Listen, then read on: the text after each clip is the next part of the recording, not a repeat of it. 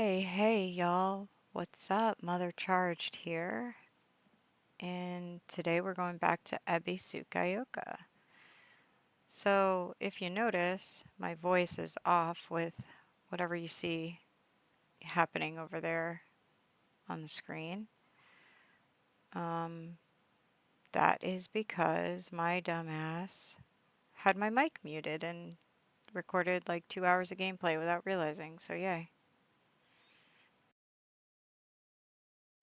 Anyway, with that embarrassment out of the way, total rookie mistake, I'll do my recap, voicing over myself here. Hopefully that's not too annoying. But what I'm talking about here is I'm referring to the Fox's Sacrifice game and the names on the board. In one of my recaps, I said that Sakako's name was not on the board, but her name clearly is on the board. My reasoning for bringing that up and thinking about it was just wondering if the fact that she told Hinako not to play this game meant she didn't play it herself, which is probably why I didn't see her name, and if that's why she was killed by the fog monster, because she didn't play the game. But clearly she did play the game, so that has nothing to do with it. Also, the fact that Sachi, Sachie, I don't know how you pronounce that, but the fact that she's on the board, because if you remember back in one of the previous sections, she is mentioned. She is the person that Mr. Tsuneke had an affair with and had a baby, and then she was kicked out with the baby, which I would assume was Kodayuki. That's what I thought, because that was the person that Hinako grew up with, that she saved from the fox. And you find the letters, and it seems pretty obvious that that's who that is. But why would Sachi be on the board with him if that's his mother? So that's odd. And here I'm talking about the origamis being part of the fox's sacrifice. So if you look, Hinako, why are you here? This is supposed to be my chance to talk to Shu alone. So these are prayers or something that's involved in the game, clearly. So I need to do more diving into that, what this fox sacrifice is. I did do a Google search. It's not a real game. It's something that's in this game. So there's that. Now, in the last section, you do learn more about Rinko a little bit, but we already kind of knew that Rinko was a narcissist. We knew that Rinko had issues with Hinako, but one of the things that's added to this is Rinko does say something in her childhood diary that you find in the general store that you really don't see a lot of. She does call her cockroach. However, there's some stuff going on here, which once I stop talking over there and it gets pulled up. So we go through this. So Rinko bought candy for all the kids, and she says, and that poor as dirt Hinako, all it took was one piece of cheap candy to have her following me around like a dog. It's almost how cute, how stupid she is. A cockroach like her deserves to die. So I did think that was interesting because she doesn't refer to her being poor before. It doesn't surprise me because we do know that her father's an alcoholic. We do know that he's abusive. We know he owes all this money. So obviously something is going on there, and it's just interesting to see this mentioned in Rinko's diary. So that was something I felt the need to mention. And then we do find out more about Sakako as well. So as we're going through the temple, we pick up some more pieces of lore, some diary entries. And as I mentioned in one of my previous recaps, when Hinako puts her body in the candy store and says, "Oh, you didn't want to be part of that stuffy old shrine," it bothered me after the second game, because the second playthrough started, because it doesn't seem to line up. You do see things where Sakako is actually very involved in the religion, loves the rituals, and wants to be a priest. So does not, kind of the opposite, right? And when you're going through Sakako's diary entries in the shrine, you see even more of that, that there is a deeper connection to the religion. But you also see kind of a deep loathing for Hinako here as well. And I don't know if that has to do with Rinko's manipulation. So there is an entry in here that I do look at and discuss, which I will mention in a bit here. So there's a race, and Sakako is very slow. So she asked Rinko if she'll actually slow down with her. So agree to lose and cross the finish line together. And Rinko actually says yes, which is like, what? So she does it with her, but Hinako says no. And the reason Hinako gives is because she's in the sports club. She said the teacher will get mad if she doesn't do her best. Could be true. I mean, whatever. Why should she fail to make Sakuko feel better? I have no issue with that. But again, is this how Rinko is able to manipulate this situation and drive a wedge between Sakuko and Hinako? Probably. Probably helps. And we do see that kind of going on in real time with Shu and Hinako, where Rinko is definitely trying to sour that relationship. Of course, out of jealousy, but clearly doing that with Sakuko as well. We do see things where she tells Rinko, or Rinko tells Sakuko things about Hinako that I don't know if they're true. I mean, Hinako, some of these things are kind of suggesting that Hinako may not be the best friend, that she's kind of keeps people at arm's length. And again, I don't see a problem with that either, especially if you're part of this culture that you know, well, my dad married my sister off and she lost her identity, so I'm probably going to lose mine. Why would you really form any of these deep connections that you're going to have to sever at some point anyway? So I don't really have a problem with that. But probably other people would. They would see something like, why isn't she that close to us? They would feel that distance. They would feel that coldness and likely interpret it as something negative or something wrong with Hinako other than she's just dealing with the card. She's playing the hand she was dealt, basically. So, and probably the most interesting thing that came up for me was Shu's drawing. So, one of his prized possessions, one is the comic book, that's the same. Second prized possession in New Game Plus is a child's drawing of Hinako. On the drawing, it says stupid. So I was hoping that he would explain it because when you bring the prized possession back, you put it on the pedestal, he'll kind of say something about it. But because I chose to do that second, it just kind of opens the door. So I'm wondering if I do the third round, if I pick that first, if I can figure out what he says about it. But that surprised me that he would write stupid on it. And I'm like, is that because she rejected his advances? So obviously she must be a piece of shit, right? Because if a guy wants to be with you, God forbid, you just want to be friends, right? I don't know. That surprised me a little bit. I wasn't really expecting that from Shu.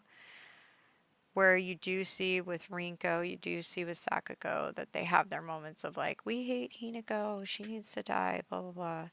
In fact, it's like in Japanese all over the walls, die, die, die, die, all these things. They call her traitor, whatever.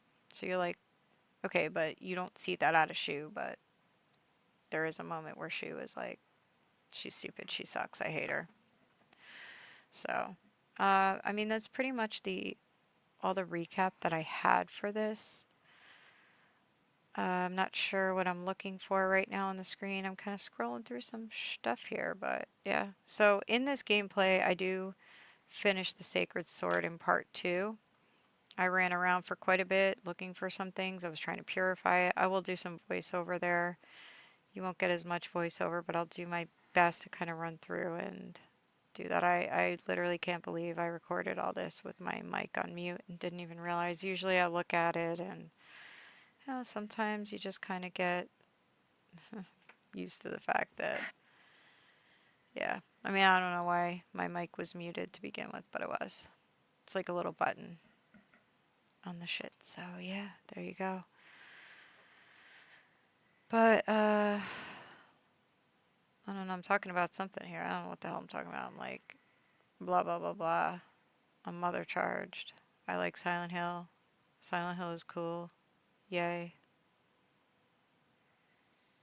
A warning about something. I don't know. I can't remember what I said. And I don't read lips, so. This is hilarious. Hilariously embarrassing. Hilarious. So, eh. Maybe I'll just cut this out. So, yeah. Alright. I think I start playing finally here, so. Nope. Nope. Still talking. Still talking. I had too much Nespresso before I did this, I think. But, Yeah, I was gonna do the whole gameplay over, but then I was like, no, I'm not. I'm just gonna do a voiceover. That's fine. That'll work. Even though it might be weird, unconventional. I don't know. So, yeah. Okay. So this is when I started. I had also like started playing without my game sound being on. So I was just like on top of shit tonight. I'm telling you. I don't know, man. I was literally going to record all this over. I was like, oh, should I just do it all over? And then I'm like, no, I'm not doing that. That's crazy. Like, literally crazy. It was 2 hours of gameplay. So, not doing it. So, you should start to hear the game sound come up very shortly. And I'll do my best to provide some kind of commentary. But yeah, this is just hilariously embarrassing. And it is what it is, right? I think this might be when I realized at this point. I think soon. So, yeah. So here is where I forget what I was looking for, but I know there's like extra stuff, extra lore, which I can read those things when they come up. So, but here's the game sound. That's when I realized, wow, I don't have the game sound on. Oops, my bad. So, jeez, I'm telling you. These things sound disgusting, right? What the hell? Crazy, crazy, crazy.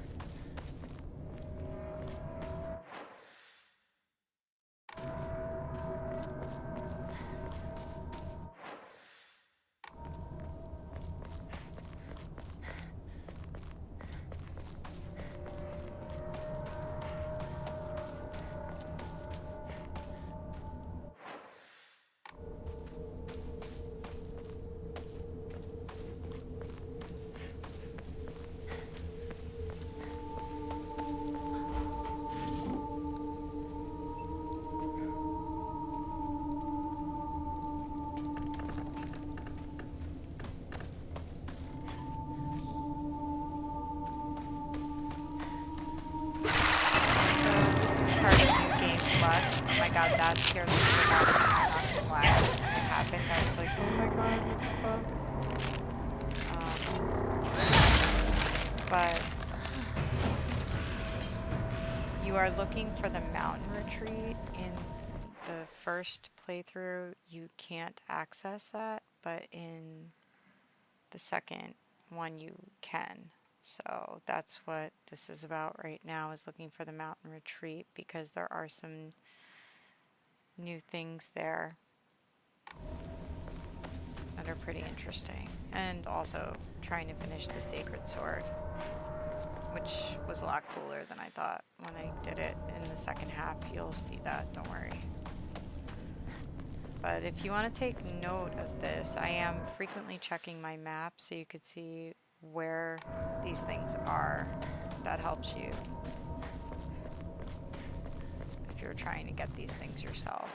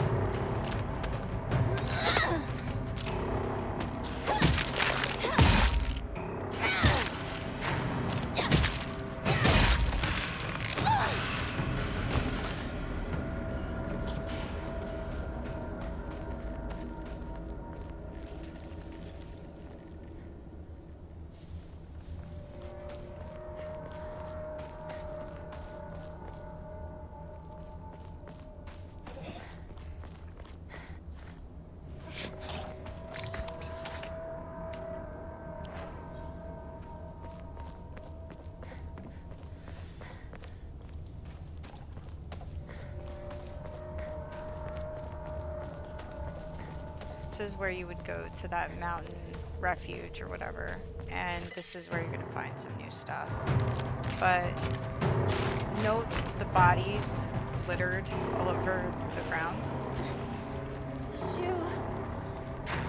Rinko? It's very interesting little tidbit to this tale.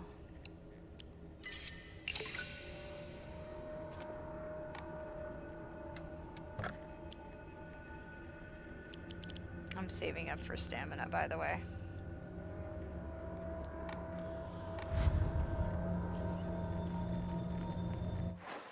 Okay, so you've got the bodies everywhere, and there's something very interesting that you do learn when you're in here.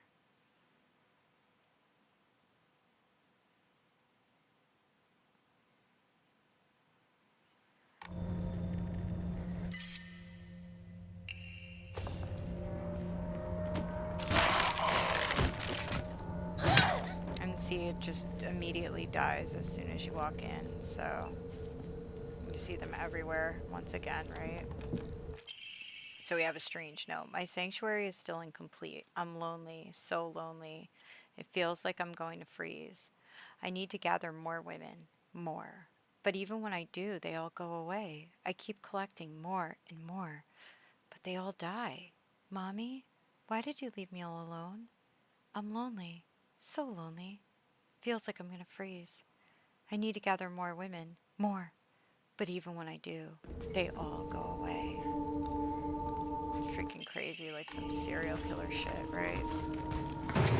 So I don't know if any of this has to do with the medical research that's going on. They're researching some kind of herb, which you keep seeing around the clinical trials.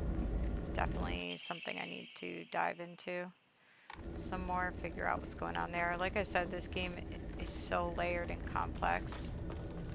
That's why I have, what, 20 videos right now?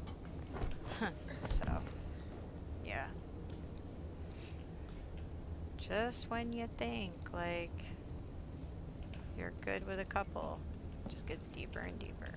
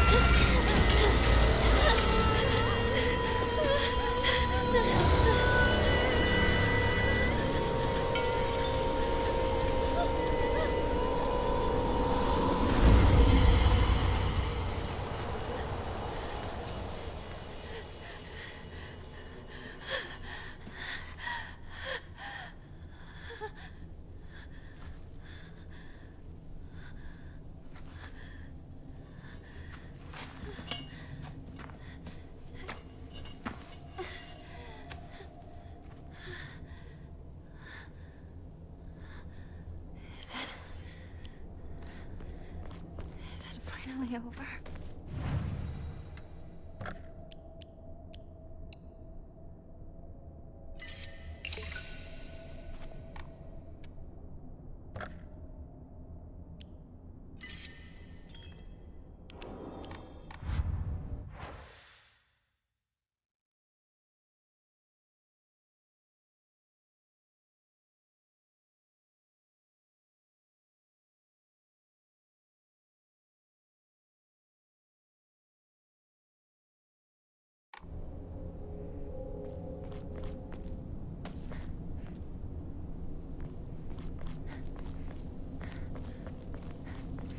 Okay, so y'all definitely want to be paying attention to this part because this is Sakuko's where old you're gonna shrine? I heard find it used to do very the well. fifth statue But if you we'll want to stop get the sacred visiting it sword, which after the trust fire. me, you do. It is so cool. Not only is it a weapon that you can always have that never breaks, which is pretty cool because it's a magical blade that keeps fixing itself. It's just, it's a katana, dude. Like, come on. Katana's always the best. So that's where I'm looking now. This part, I'm like, so this is Sakuko's family shrine, just a different part of it. And the divine tree is over here, which you'll see me being lost in part 2, but now this is what you get every time. You have to get these before you get the offering and put it at the statue. So this one is, the defeated soldiers needed a place they could hide to escape prosecution by the enemy army. They were unable to engage with anyone from surrounding settlements, so there was no way for them to purchase new goods. This forced them to make do with what they had already and led to a culture where tools were used as long as possible. The act of treating old tools with respect and reusing broken or unwanted ones was seen as a virtue and called kishu. It was thought that when a tool reached the end of its lifespan, it was laid to rest. Then both the tool and the god to whom it was offered would be pleased. Clearly a tradition born of necessity in a hidden village of defeated soldiers. So this does kind of tie back to something else that we saw where I can't remember where it was. I'm going to have to go back and really search, but there was something that was talking about a bunch of old tools laid at the foot of a statue, but it didn't wasn't one of these statues, it was something else, and I do need to go back and see what that. It might have been Sakako cuz she was talking about something with twin blades or blade brother. I don't freaking remember some shit. It was written on the walls in Japanese. I looked it up last night while I was playing cuz I had no clue what it said. I don't speak Japanese. But the fact that the divine tree is at Sakuko's shrine now, there's another thing about this being older than their religion. So finding the sacred sword would actually contradict some of their beliefs. So I'd imagine there are a lot of people that would like this to stay hidden, but we're about to uncover that.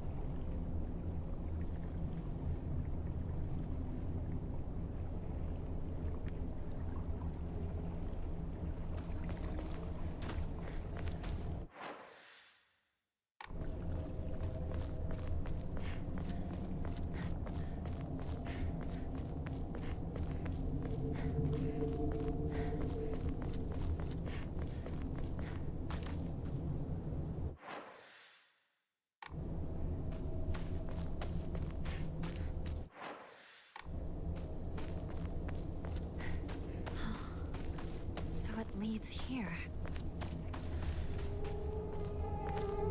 So at this point, yes, you do go back to Shu's house and It's locked. you go to the shrine. Not the shrine, the shed. Not the shrine. Shu! Partner! It's me!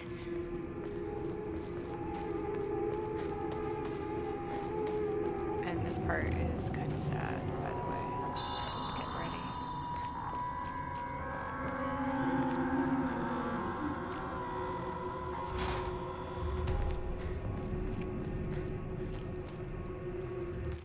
But yeah, so this is where you find the offering. So you have to take the offering, and I don't know if you can do the shed first, but to be on the safe side, I was like, I'm not going to progress in the story. I'm going to go put the offering at the statue first. So this is why you see me running in the opposite direction to go back to the statue.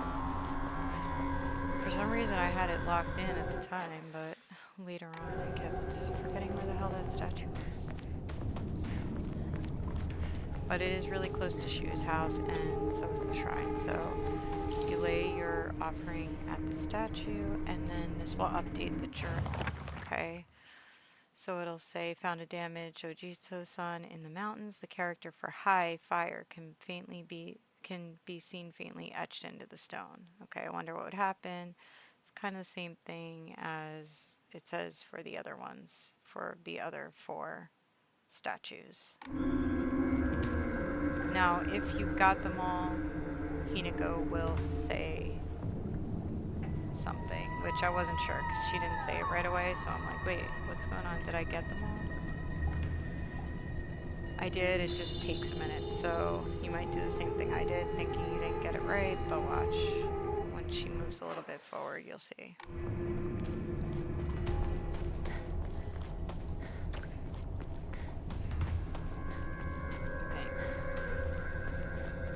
I think she says it about the divine tree. I thought she said it.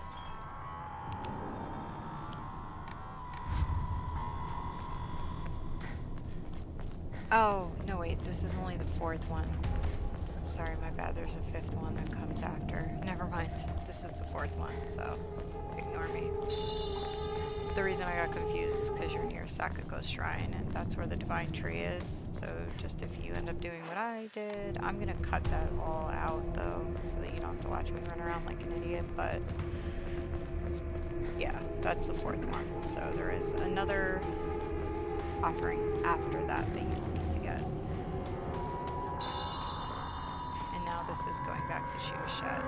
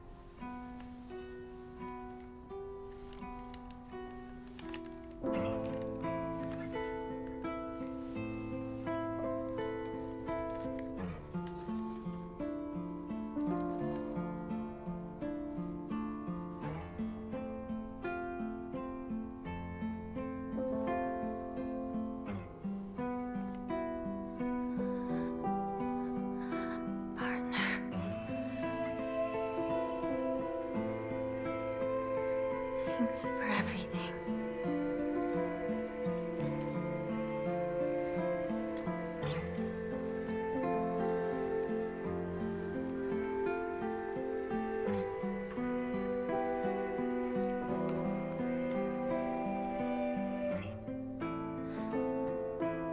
I'll do this without you. I'll be fine. On my own.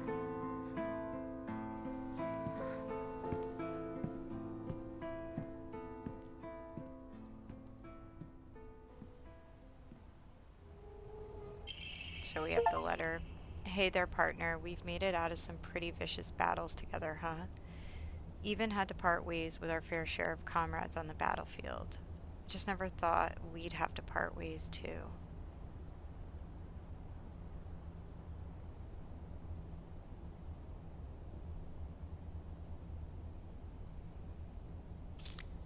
But at least ours won't be a goodbye through death on the battlefield. From now on, you can't ask for anything from me, okay? Because it's not like I can expect your help anymore. You have to look after yourself now. I won't be there to drag you to safety when you fall. But wherever we go, and no matter what we do, we'll always be part of the Space Army, and we'll always be partners. Got it? Thanks for everything, Hinako. Shoo. So this is pretty sad. I mean, it's obviously not sad that she's laying the pills down and done with the pills, I guess I'll wait for the two of them inside the house. but that's kind of sad, I guess. And then he obviously had that drawing where he called her stupid. I still don't get any of that, but maybe we'll get a little more from the third ending. So she goes in the house and she's going to have Shoo, a Rinko. moment here.